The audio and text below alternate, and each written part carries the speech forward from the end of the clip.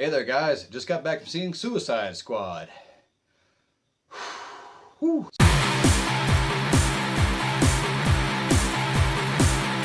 So is it good? Is it bad? Is it somewhere in between? Well, the answer is somewhere in between. Early reports were that this movie was kind of a mess, lots of reshoots, trying to, make it a little more fun, a lot less bleak. That would be a difficult thing to do when you have a guy like David Ayer doing your film. He wrote and directed Suicide Squad. His movies tend to be very bleak and joyless. I mean, that's his style. I don't fault David Ayer for doing what David Ayer does. I fault Warner Brothers for actually giving him a property, and then at the last minute, trying to retool it to make it more fun. With all the last minute reshoots and recuts and finagling they were doing, you could tell that they were still working on it when the prints had to be sent to the theaters. It's a mishmash of a movie, and definitely no guarantee of you liking it when you see it. It is very, very uneven. There are parts that work. There are parts that don't. A lot of the parts that work are due to the cast. The cast really, really bring it. They do a really good job, especially Will Smith and Margot Robbie as Deadshot and Harley Quinn. Joel Kinnaman does a great job as Rick Flag, and Courtney does a great job as Captain Boomerang. Viola Davis as Amanda Waller. You have the entire cast, I thought, really did a good job with this movie. I actually look forward to seeing Jared Leto as the Joker. I thought that was an inspired choice to play the Joker, but for some reason it didn't click with me in this movie. And he's not in the movie nearly as much as you would think, especially based on early previews. I think they just wanted to show you the Joker, or maybe he had a more prevalent role prior to all the recuts. But something about the way they're doing the Joker isn't working for me this time around.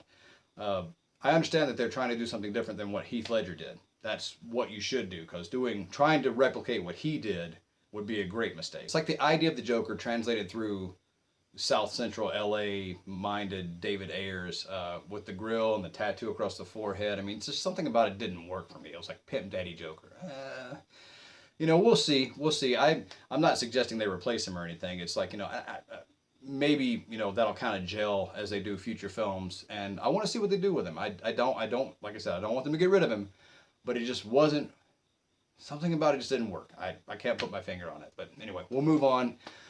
You've seen Batman in the previews. He is barely in this film, so don't get really excited about that.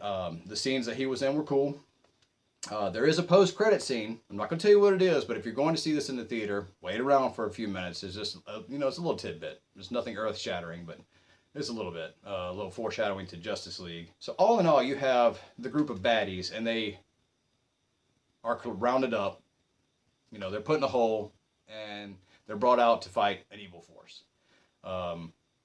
Right after being greenlit for the Force to exist. It was really fortuitous timing, and there's quite a bit of that in this movie. The part of the film that actually worked the most to me and made the movie flirt with being something special wasn't even an action scene. It was a scene in the bar where you've seen in the trailers where they are all sitting there kind of talking. In that scene, to me, that grounded the movie the most out of anything else in the film and actually gave it some heart. You really cared about the characters, which is a real testament to, like I said, their performances and David Ayers. In this movie, you have a lot of setup for the characters, and some have backstory that introduced, especially Deadshot and Margot Robbie. They're the main emphasis of the film. Some don't have really any at all. They just kind of show up and then they're gone again. Like I said, a lot of it works, a lot of it doesn't. The movie does feel very uneven. It is kind of a mess. It is very different, interesting. And that doesn't necessarily make it bad. It just makes it interesting. So based on that, I can't wholeheartedly say go out and see this movie. It's just, it's an odd film. Made all the more uneven by all the reshoots and the toying around with the story and the editing. All in all, this is Warner Brothers and DC's third attempt at the DCEU cinematic universe. And honestly, at this point, I would say that if not for Wonder Woman already coming and the Justice League already filming, Warner Brothers would stop and kind of retool their efforts. As it stands, they're already well underway, with those films. If they don't catch up soon, they're probably gonna have to start over after Justice League, because it is the third misstep in the series. This movie gets a review of see it at your own risk. If you want to see it, go see it.